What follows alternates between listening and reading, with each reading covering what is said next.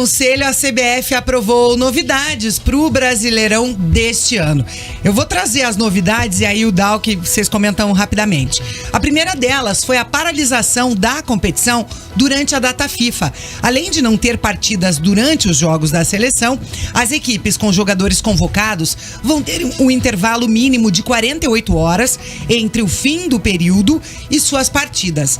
Essa vai ser a primeira vez na história que isso vai acontecer no Brasileirão, ou seja, uma paralisação para respeitar a data FIFA. Concorda ou não? Concordo muito. Mas não é a primeira vez na história que se propõe isso, né? Vamos ver se vai cumprir de fato dessa vez, porque isso é o mínimo. Não é que isso é o mínimo. Nossa, campeonato no eles mundo estão de parabéns enquanto tá a data FIFA. Isso é o mínimo. Isso é o mínimo. Tem mas que ser... a diferença que eu vejo básica é o seguinte: os treinadores da seleção brasileira, não sei se vai ser o Ancelotti que vai assumir a seleção, né? Por enquanto é o Ramon Menezes, e esse é um indício de que deve ser o Ancelotti mesmo, né?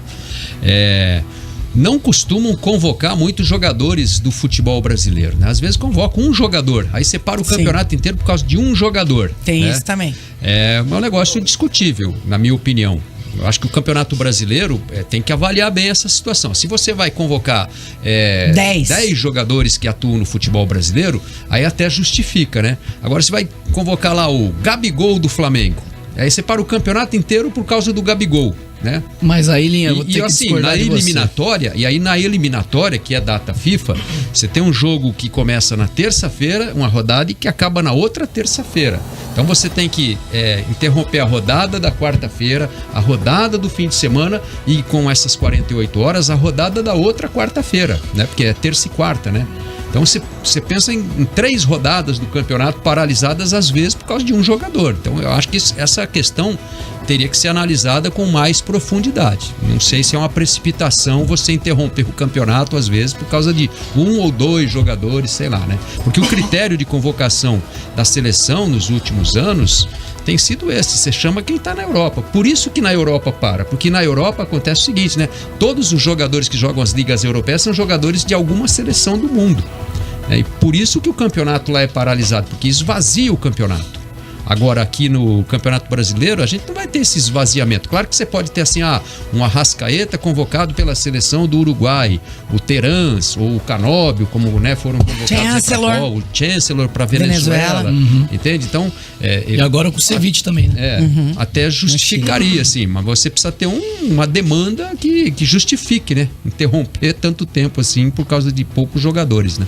Outra novidade é a nova linha do VAR. Agora, quando as linhas se sobreporem, vai ser visualizada uma linha azul para identificar que o jogador estava na mesma linha. E assim, o atacante vai ser considerado em posição legal. Esse é um dos grandes problemas do VAR, né? Essa questão do lance ajustado, né? Como diz lá o meu amigo Paulo César de Oliveira na Central do Apito. Eu já falei bastante sobre isso aqui no Bate Pronto. A questão é que a tecnologia utilizada pela CBF é muito inferior à tecnologia utilizada nos grandes campeonatos do mundo. E não adianta você engrossar a linha. Enquanto você tiver uma tecnologia que o cara precisa de 2, 3 minutos para fazer manualmente, e manualmente você pode errar o ponto também, da onde saiu a bola, da onde é o traçado da linha, como já aconteceu em competições da CBF no passado. Tem um Galo e São Paulo, que é um exemplo clássico disso, o impedimento do Luciano do São Paulo, se eu não me engano, que o Atlético reclama até hoje, depois a CBF admitiu que errou no traçado das linhas. Não adianta você engrossar a linha se a tua tecnologia não acompanha o que a gente tem de melhor no futebol mundial. A CBF tem que investir em tecnologia do VAR, não engrossar a linha do VAR, do lado do impedimento. Não adianta só investir no Ancelotti, né? Claro. A CBF é uma entidade muito rica, né? Ela teria dinheiro suficiente aí para investir nessa tecnologia. Isso aí. Tanto que uma das grandes discussões no início do VAR foi que os clubes tinham que pagar, né, para a utilização do VAR. Isso era um absurdo. E um custo de R$50 mil por jogo. E basicamente é pagar a produtora que gera as imagens, né? Que é o caminhão lá de produção, que é um custo entre R$40 e R$50 mil para você colocar um número de 7 câmeras, por exemplo. Então 19 jogos, no caso, para cada clube, né, em casa. Exato, aí você multiplica por 50 mil, é um dinheirinho razoável, né? Razoável. E ontem, por exemplo, na partida entre o PSG e o Bayern de Munique, né, pela Champions, o lance do gol anulado do PSG foi muito rápido, né? Um negócio, então, assim, esse é o grande quase ponto. É o instantâneo. que o Ale falou. Precisa da tecnologia que é utilizada fora. E era um impedimento assim de, né, de milímetros, né? Era uma cabeça que estava um pouco à frente, assim. Infelizmente a gente está muito atrás ainda na questão tecnológica mesmo, questão de investimento principalmente. Eu acho que esse é o grande ponto, TT. Outra mudança foi o aumento no limite dos estrangeiros para essa edição da competição, passando de 5 para 7 atletas. Aí tem a questão de já ter... A janela fecha só em abril, né? De entrada de jogadores aqui pro Brasil.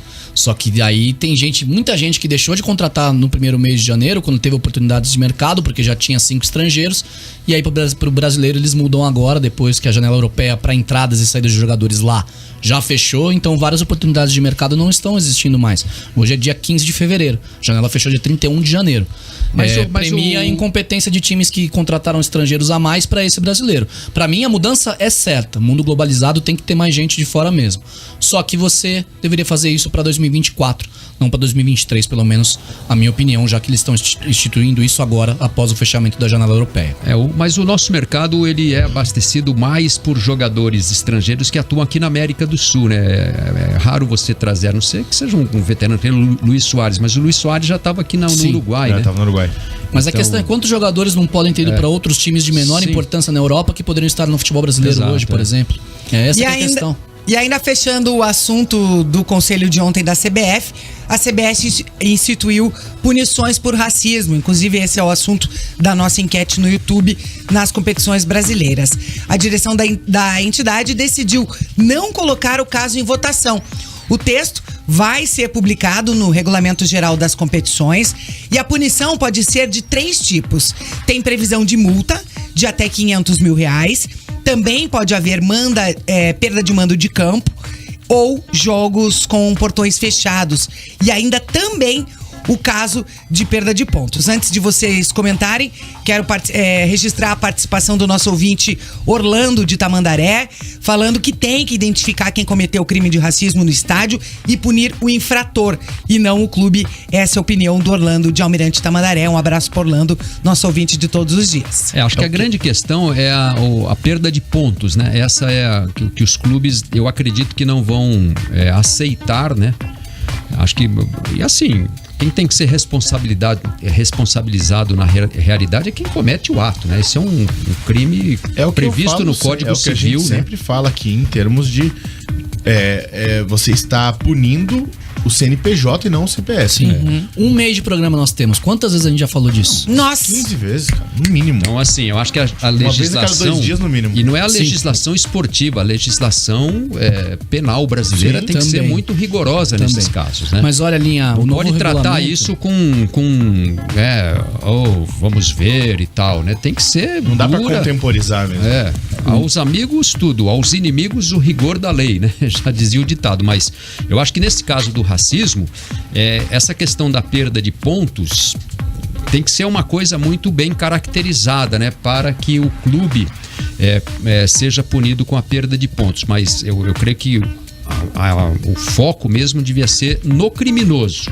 A pessoa racista, física, né? exatamente. No racista. Esse é que não pode passar sem nenhum tipo de punição, e tem que ser uma punição muito severa. Meter o cara na cadeia, ele fica lá, né, um bom tempo. Mas olha, Linha, a atualização do Regulamento Geral de Competições para 2023, que foi fechado agora nessa reunião. Artigo 134 da CBF. Ele fala que o infrator poderá ter essas punições da CBF de forma cumulativa ou não, e não necessariamente nessa ordem. Então a questão é que você tem a advertência ou uma multa, ou aquela vedação de registro, transferência de atletas, né, aquele transfer ban.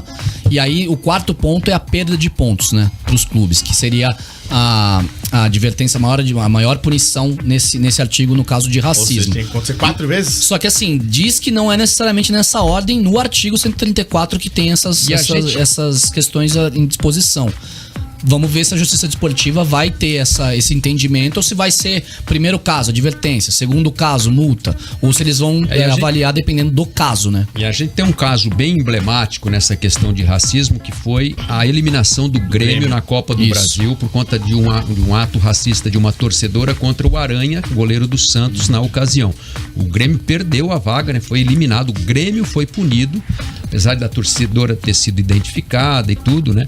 Mas e é o isso que eu ia te perguntar. E o que aconteceu com a torcedora? Foi identificada, e aí? Queimaram a casa dela. A torcedora teve bastante problema na vida dela pessoal, porque teve esse caso de depredar a casa dela, jogaram pedra, teve bastante problema. Mas devia ter pensado nisso antes de fazer, né? Mas não foi presa, né, pelo caso. Então daí o que acontece? A justiça comum e a justiça desportiva sabe qual é o detalhe? No mesmo caso. As pessoas quebraram a casa dela não porque ela foi racista, quebraram a casa dela porque o Grêmio foi eliminado. Claro. Esse é o ponto. E esse é o ponto que as pessoas precisariam pensar na sociedade. E pra gente